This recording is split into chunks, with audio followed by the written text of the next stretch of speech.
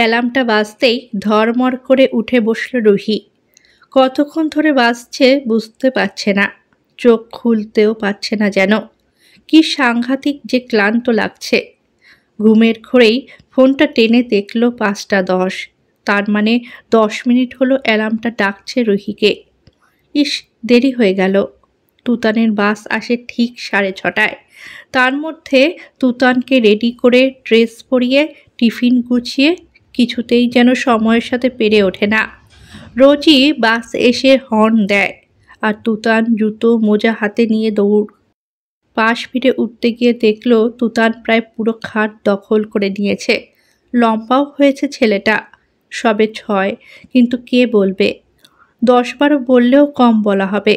ছেলেটাকে সোজা করে বালিশে শুইয়ে দিল রুহি। ঘুমোক আরও কিছুক্ষণ, টিফিনটা করে ডাকবে। টিফিনের কথা মনে পড়তেই জ্বর আসছে রুহির।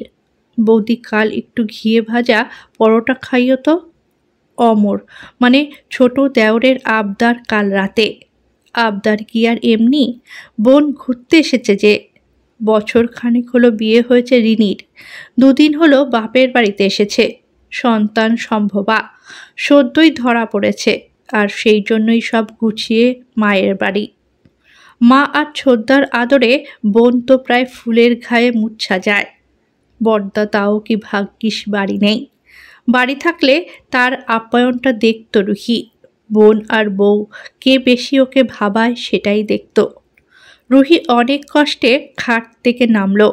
পেটটা যেন কেমন করে উঠল রুহির। খুব ভার লাগছে, সাথে গাটাও গোলাচ্ছে। মাথাটা ভার, ইচ্ছে করছে না উঠে রান্নাঘরে যায়, কিন্তু উপায় নেই। আজ যে ছেলেটার অঙ্ক পরীক্ষা। নেমে ঘরের দরজা খুলে বাইরে আসতেই রুহি দেখল প্রতিভা ফুল কুড়িয়ে নিয়ে এসে মালা গাঁথতে বসেছে। খুব সুন্দর সুন্দর মালা গাঁথে প্রতিভা, সুন্দর করে ঠাকুর সাজায়, পুজো দেয়। কিন্তু সেই সব কিচ্ছু যেন আজকাল ভালো লাগে না রুহির। রুহি বাইরে বেরোতেই প্রতিভা বলল, আজ স্কুল যাবে না তুতান? রুহির এইটুকু উত্তর দিতেও ভালো লাগছে না। মাথা নাড়িয়ে হ্যাঁ বলল শুধু। রান্নাঘরে ঢুকে আগে সব জল দিয়ে মুছে নিল রুহি। এটাই নিয়ম প্রতিভার। বাসি ঘর গ্যাস না মুছে জ্বালানো যাবে না। বাসি জামাটাও বদলে আসতে হবে। কিন্তু সত্যি সকাল সকাল এত কিছু পারে না রুহি। এখন জামা বদলানো কম ঝক্কির কাজ।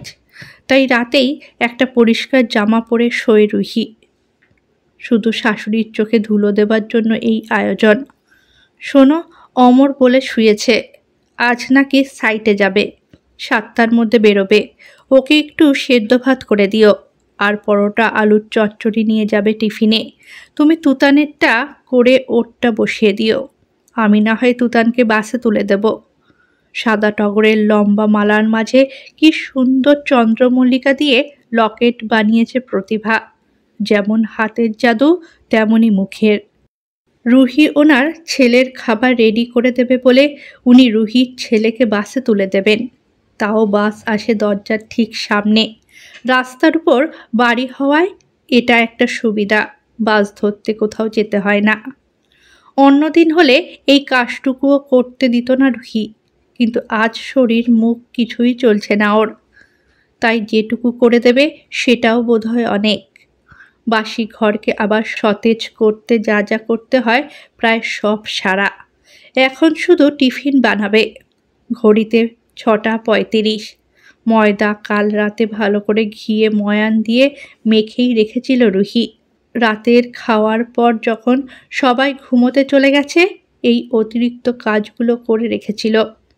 ময়দা মাখা আলু কাটা সব সেরে রুহি ঘরে গেছে প্রায় 11:30।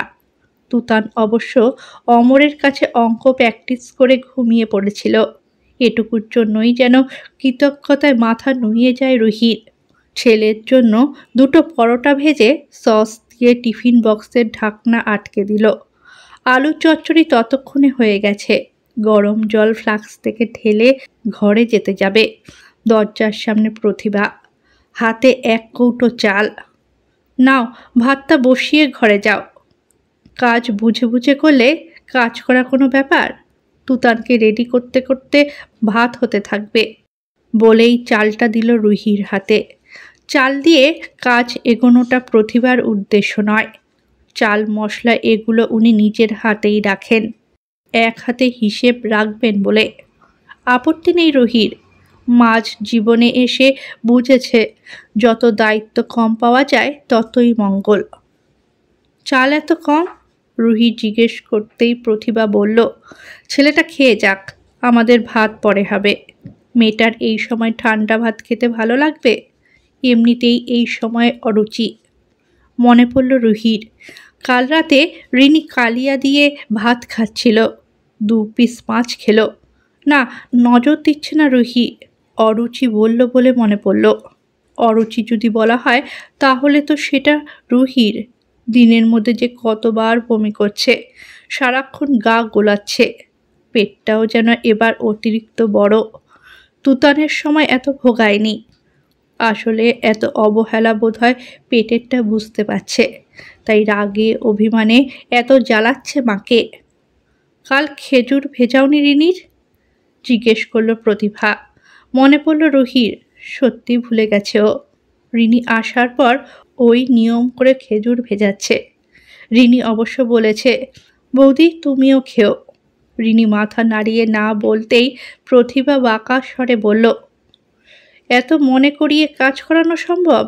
রুহি আর থাকতে না পেরে বলল, এই দায়িত্বটা রিনিকেই দিন, ও নিজের জন্য এটুকু করতে পারবে। রুহি বলতেই প্রতিভা নিজেকে সামলে নিয়ে বলল, আসলে ভেজালে তো তুমিও দুটো খেতে পারো। এটার যত্ন নিতে পারছো কোথায়? তুতারের সময় কম করেছি? ওই যে কথার জাদু ঠিক শুনিয়ে দিল। রিনির বরের কিনে আনা খেজুর রিনি নিজের জন্য ভেজাবে। যদি কাজটা রুহি করে দেয় তাহলে ওর দাবি থাকে তাতে। দরকার নেই রুহির এরকম যত্নের। কান্না পেয়ে যাচ্ছে। এই সময় মেয়েরা সত্যি খুব আবেগপ্রবণ হয়ে যায়। মনে হয় সবাই বোধহয় মনটা বুঝে নেবে। দ্বিতীয়বার মা হতে চলেছে রুহি। সত্যি প্রথম আর দ্বিতীয়ের অনেক পার্থক্য। তুতানের সময় কি করেনি ওরা? প্রতিভা, অমর, সমর, রিনি মাথায় তুলে রেখেছিল রুহিকে। আর এইবার সমর মানে রুহির বর, কি নির্দ্বিধায় অফিসের কাজ নিয়ে বাইরে চলে গেছে। দায়িত্ব বলতে টাকা পাঠানো আর দিনে 4 বার ফোন। দেওর ননদের কথা আর কি বলবে। বৌদির এই অবস্থায় ওদের ঘিয়ে ভাজা পরোটা লাগবে, মাছের কালিয়া, মুরগির রোস্ট। আসলে রিনিও যে প্রথম মা হতে চলেছে, এটুকু আবদার তো রাখা বৌদি হিসেবে রুহির কর্তব্য। ছেলেকে উঠিয়ে ব্রাশ করিয়ে ড্রেস পরানো হয়ে গেছে। রোবট মনে হয় নিজেকে রুহির। পেটটা আজ খুব ভাল লাগছে, নাড়াচাড়াও বড্ড কম। মনে পড়ল অনেকক্ষণ কিছু খায়নি রুহি। কাল রাতে সেই যে সব উগলে দিল, তারপর থেকে না খাওয়া। কইরে তুতান হলো? দরজার সামনে থেকে হাঁক দিচ্ছে প্রতিভা। প্রতিভার এই একটা ভালো দিক, যে কাজের দায়িত্ব নেবে খুব সুন্দর করে সামলাবে। এত তাড়া দিচ্ছে যে আজ তুতান বাস আসার আগেই রেডি হয়ে গেল। জুতো মোজা একাই পরে তুতান। না, কিছু শেখায়নি রুহি, বলেও নি নিজের কাজ নিজে করো। এখন এই শিক্ষাটাই যেন বড় অপরাধ হয়ে যাবে। তাই অপেক্ষা করছে রুহি।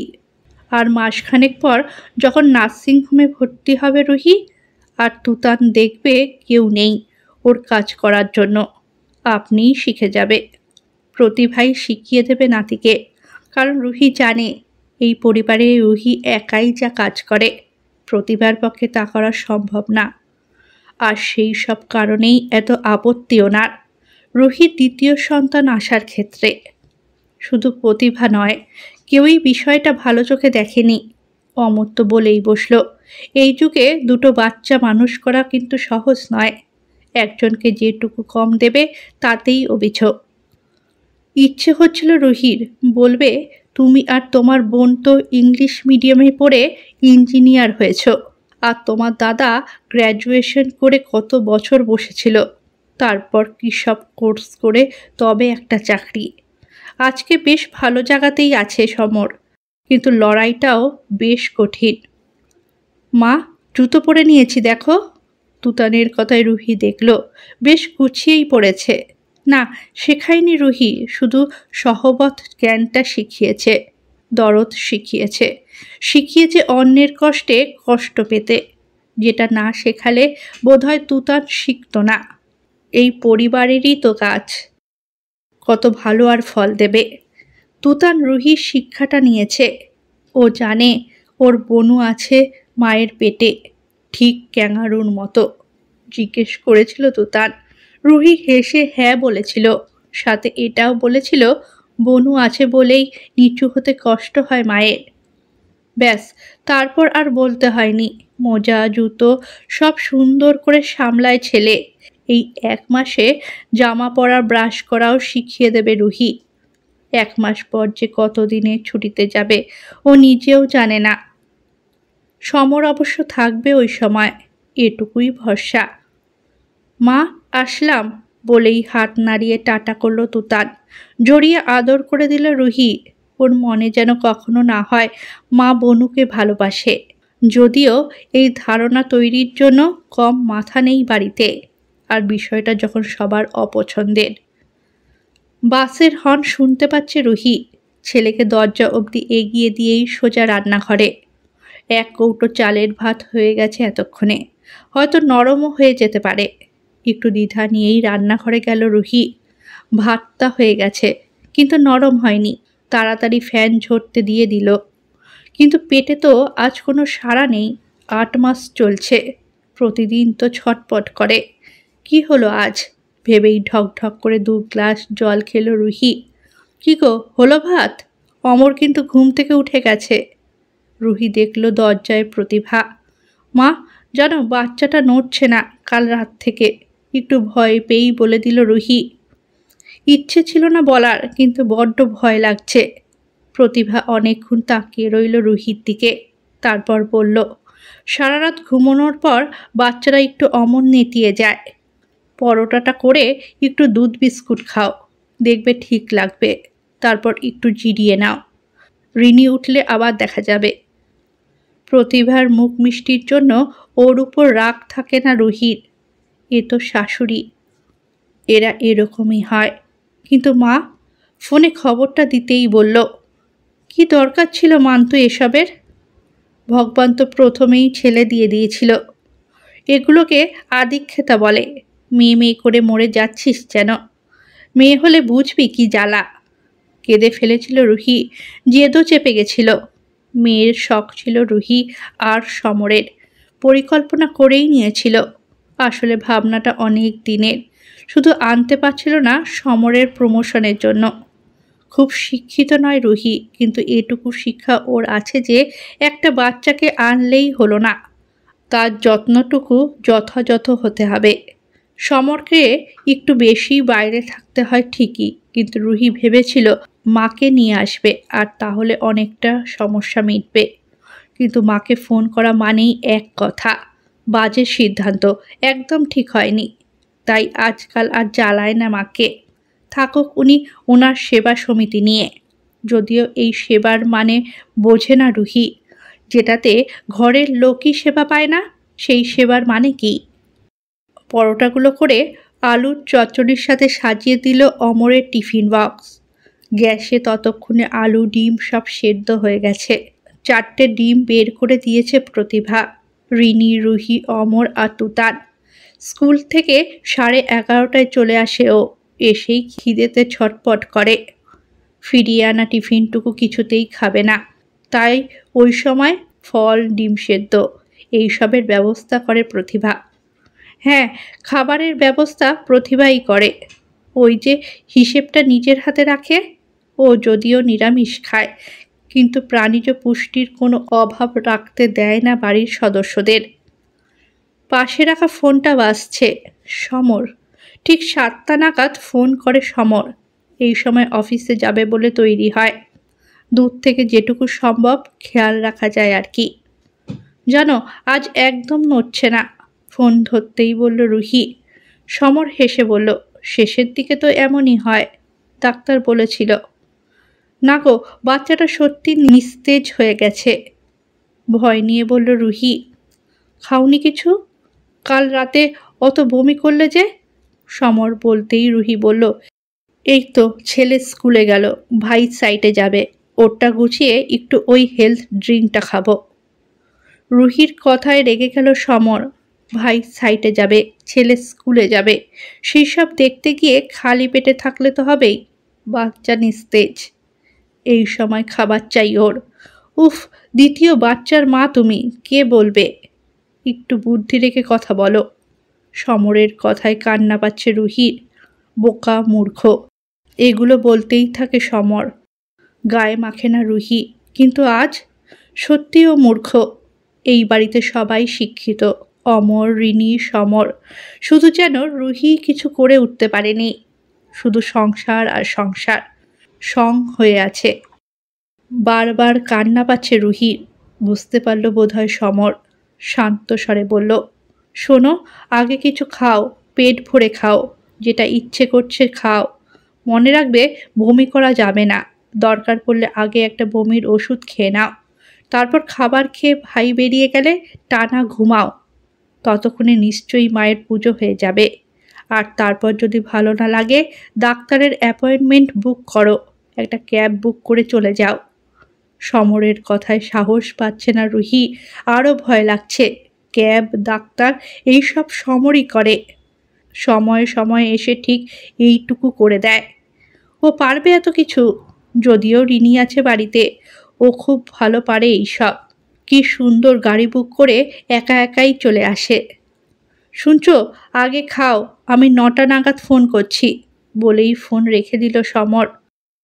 কি খাবে বুঝতে পারছে না রুহি। যেটা খাবে বলে ভাবছে সেটাই অরুচি লাগছে।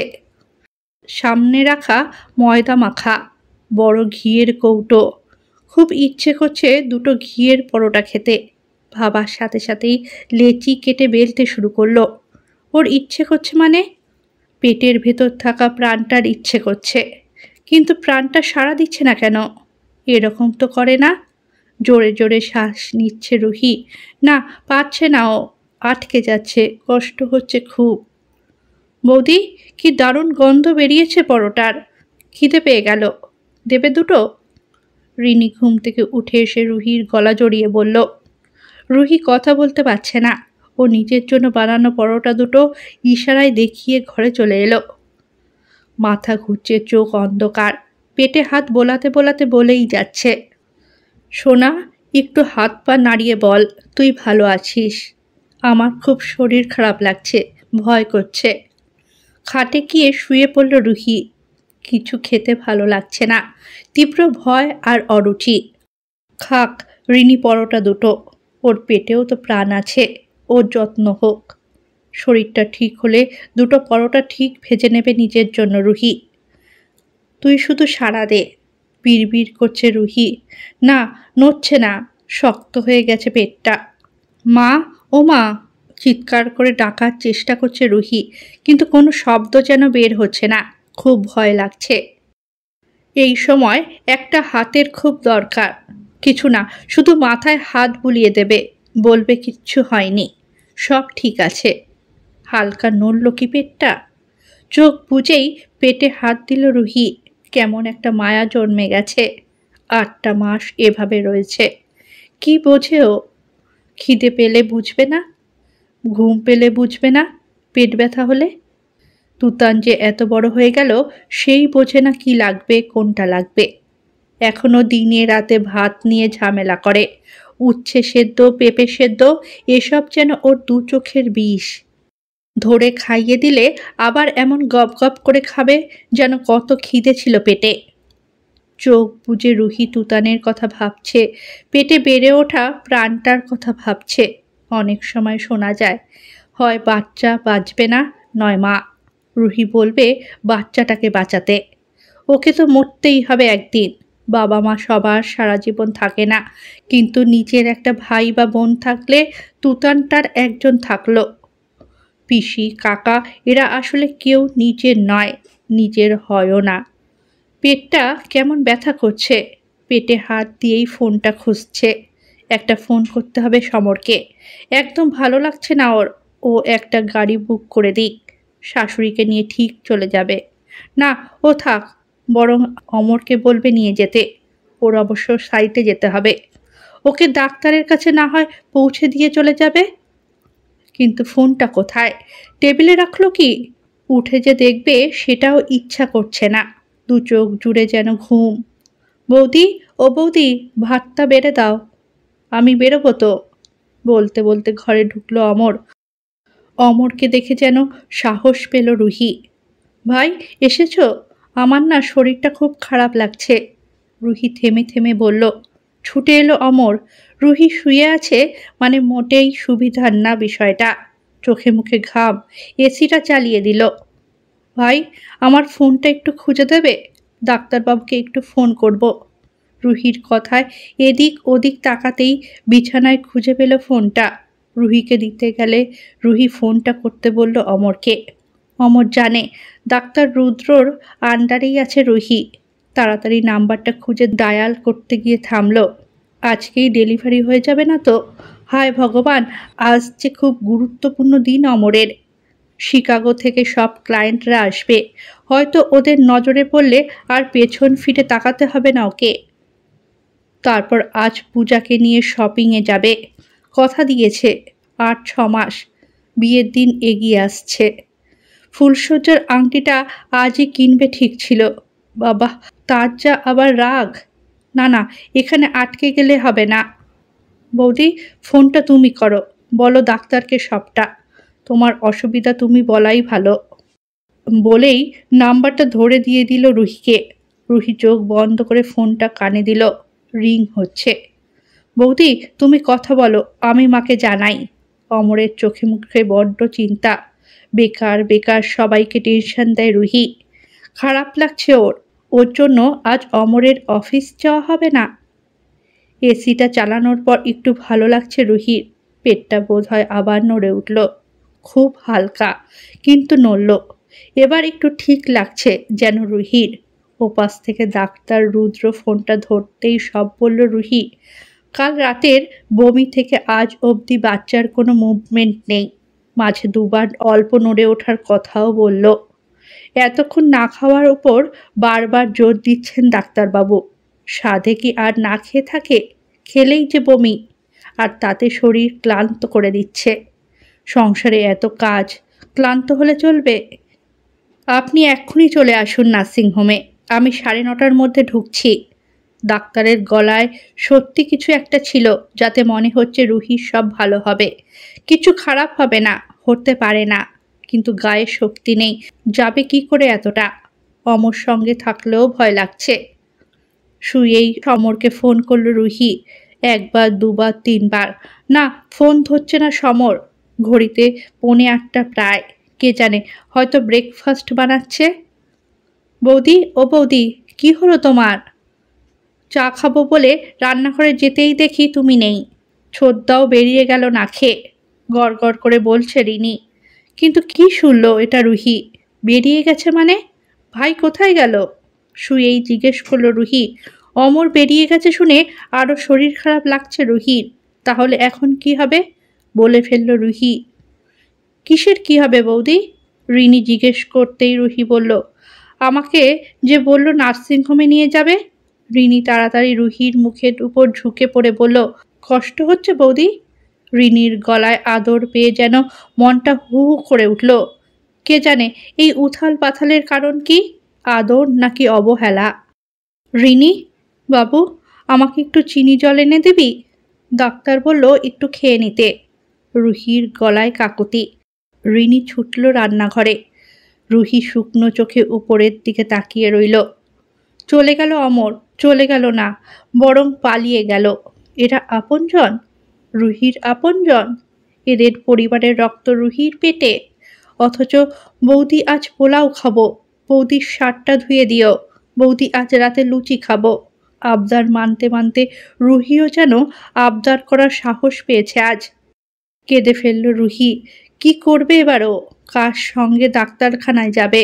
এই বাড়ি ছেড়ে একা কখনো কোথাও যায়নি রুহি। কলকাতা শহরে তো নয়ই। শিলিগুড়ির মেয়ে রুহি। বিয়ের পর কলকাতায় এসেছে সে হলো বছর 11। কিন্তু রুহির কাছে শহরটা এখনো অচেনা। শহরটা তো ছেড়ে দিল রুহি, এই বাড়িটা। একে কি চেনে রুহি? ডাক্তারবাবু অল্প কথা বললেন, কিন্তু খুব দামি। এতক্ষণ না খেয়ে আছেন, বাড়ির কেউ কিছু বলেনি? বাড়ি ছাড়ুন, আপনার নিজের মনেই হয়নি এটা আপনার জন্য ক্ষতি? এই সময় কোনো কাজ ইম্পর্টেন্ট নয় নিজের খেয়াল রাখা ছাড়া। নিজের জন্য যদি বাচ্চাটার ক্ষতি হয়, ক্ষমা করতে পারবেন তো? লোকের ভরসায় কেন, নিজের ভরসায় বাঁচুন। যার দুটো সন্তান, সেই মাকে অনেক স্বাবলম্বী হতে হয়। অনেক মা আছেন যারা একা লড়াই করে বাচ্চার জন্ম দিয়েছেন। ইতিহাসে আপনি প্রথম নন যার হাজবেন্ড বাইরে চাকরি করে।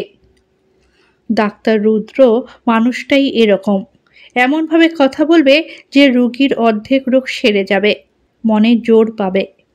ডাক্তার রুদ্র আজ থেকে নয়, তুতানের সময় থেকে রুহিদের পরিচিত, তাই এত কিছু বলতে পেরেছেন রুহিকে। সত্যি তো, কেন বাঁচবে রুহি অন্যের ভরসায়? ওর উপর ভরসা করে থাকে তুতান আর এই যে পেটের জোন। পেটে একটু হাত বোলালো রুহি, উঠে পড়ল বিছানা থেকে। মাথাটা চক্কর দিচ্ছে, কিন্তু অসুবিধা হচ্ছে না। তাড়াতাড়ি একটা সালোয়ার বের করে পড়ল রুহি। এরপর একটা ক্যাব বুক করতে বলবে রিনিকে। রিনি যেতে চাইলে নিয়ে যাবে, যদি ভর্তি হতে হয়।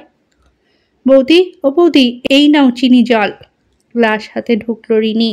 গ্লাসটা টেনে ঢক ঢক করে খেয়ে নিল রুহি। কোথায় যাচ্ছ শুনি?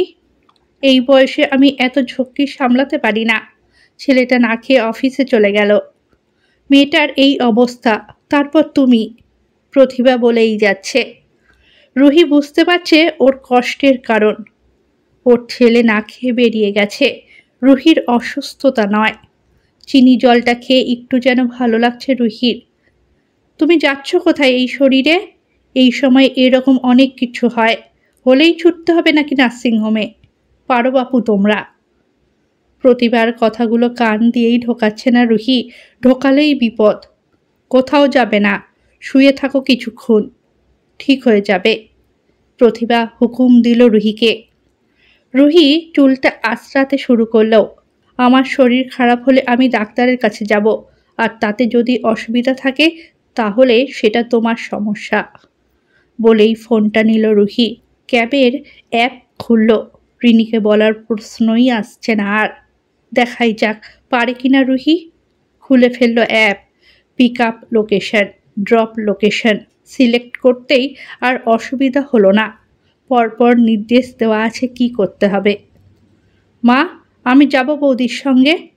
জিজ্ঞেস করল রিনি। একদম না, এই শরীরে কোথাও না। তুমি এখন পরের বাড়ির বউ, ওদের বাড়ির বাচ্চা তোমার পেটে। কোনো বিপদ হলে ছাড়বে ওনারা আমাকে? আর ও যখন জেদ করে যাচ্ছে, যাক। প্রতিবার কথা শেষ হওয়ার আগেই বুক হয়ে গেল গাড়ি। 15 মিনিটে আসবে। উঠে দাঁড়ালো রুহি। পেটটা একটু নড়ে উঠল, আগের বারের থেকে জোরে। ডাক্তারবাবু ঠিক বুঝেছেন, গ্লুকোজের অভাব। ব্যাগ আর প্রেসক্রিপশনগুলো নিয়ে এগোতে যাবে। ফোন বাজছে রুহির। সমর ফোন করেছে। ভাবছিল ফোন ধরবে না, কিন্তু ধরল ফোনটা। ধরেই শুরু করলো। সকাল থেকে পেট ব্যথা, শ্বাসকষ্ট, তাই নিয়ে সকালের জলখাবারে ঘিয়ের পরোটা বানিয়ে খাইয়েছি সবাইকে। সবাই খেয়েছে, কিন্তু একবারও মনে হয়নি এই মেয়েটা খায়নি এখনো। মনে হয়নি ওর এখন ভরা মাস। যাই হোক, শরীর খুব খারাপ। ডাক্তারবাবু বললেন এক্ষুনি আসতে। এই শরীরে আমি যাচ্ছি, কিন্তু সঙ্গে যাওয়ার লোক নেই। ঘিয়ের পরোটা খাওয়া লোকগুলো সব কেমন বদলে গেল চোখের সামনে। তাই আমিও বদলালাম নিজেকে। যাচ্ছি নার্সিংহোমে। বাচ্চা সুস্থ হলেই আমি ফিরে আসব, কিন্তু কারোর কোনো কাজ করার জন্য নয়। আমি আসব, নিজেরটা ছেলেরটা করব, খাবো, কারোর জন্য আর কিছু না। না করলে পাওয়ার আশাটাও থাকে না, এক নাগাড়ে বলে গেল রুহি। ওপাশে সমরও চুপ, এপাশে প্রতিভা আর রিনি। শুধু অশান্ত হয়ে উঠেছে পেটের জোন, নাড়াচাড়া করছে।